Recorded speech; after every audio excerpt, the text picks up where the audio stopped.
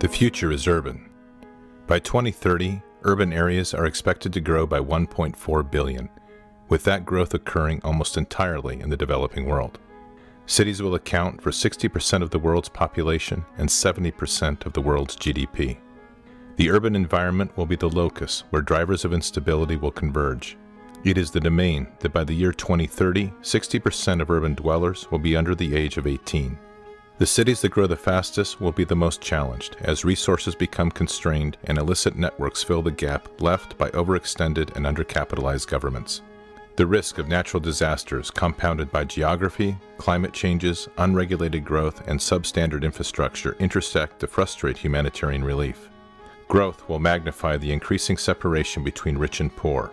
Religious and ethnic tensions will be a defining element in the social landscape.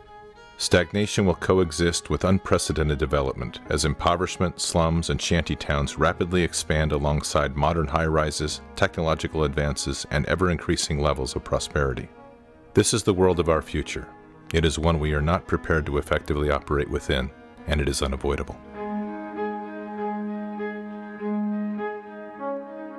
What you just saw is a clip from Pentagon video which predicts that by 2030, the American military is going to have to take over this country.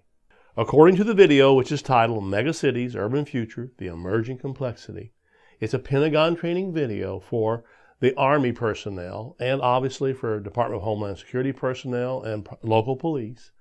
The U.S. military plans to use armed forces to solve future domestic, political, and social problems. What we're talking about here is martial law. Incredibly, you got our military, which works with, again, as I said, Department of Homeland Security, which works with local police, arming, militarizing police, whatever. They're predicting they're going to have to come down hard on American citizens. What it says is, if you're an American citizen and you feel that maybe the country's not going in the right way and you want to get you a picket sign and get out there on the streets, you're going to be facing the military, like we've seen in former regimes out of Nazi Germany, the Soviet Union, what we see in countries like Communist China now, and other places around the world where citizens can't even gather. If they do, they're considered extremists.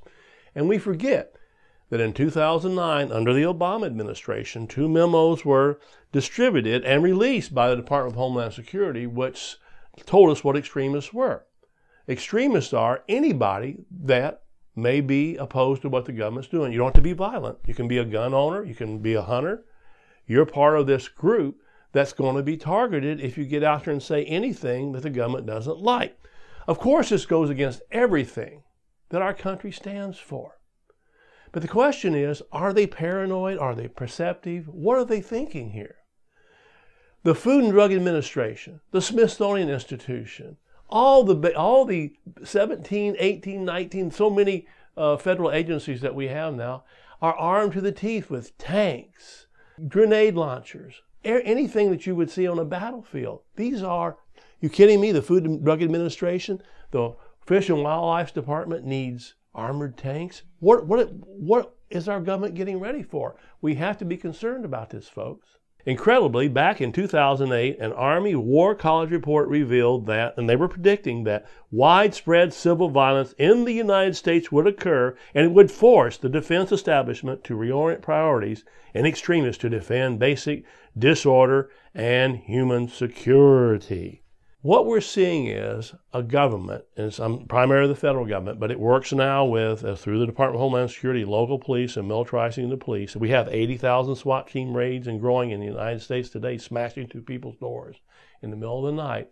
The government is paranoid about American citizens. Similar, like I said, to what the Founding Fathers faced in this country when they wanted just basic liberties.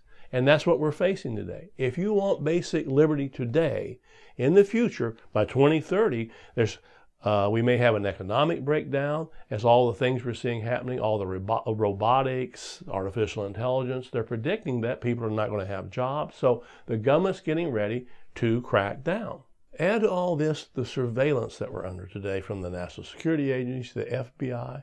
Folks, everything you do on your cell phone, your computer, your Twitter, whatever you do out there is being recorded. The government is going into banks, looking at your bank records with so-called national security letters. And the banks can't tell you they're there. They're going looking at your educational records. The schools can't tell you. They're forced under law by these letters from the FBI and other secret intelligence agencies. They can't even tell you they're snooping on you. And what does it take for you to become an enemy of the people? And that's what we're talking about.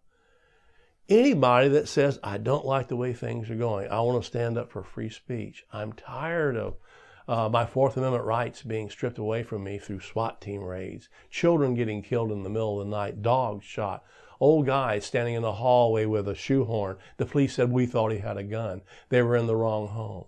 This used to never happen in America.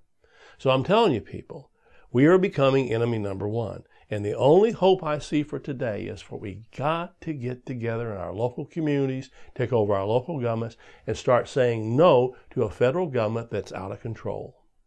For more information about the Rutherford Institute, visit us at www.rutherford.org.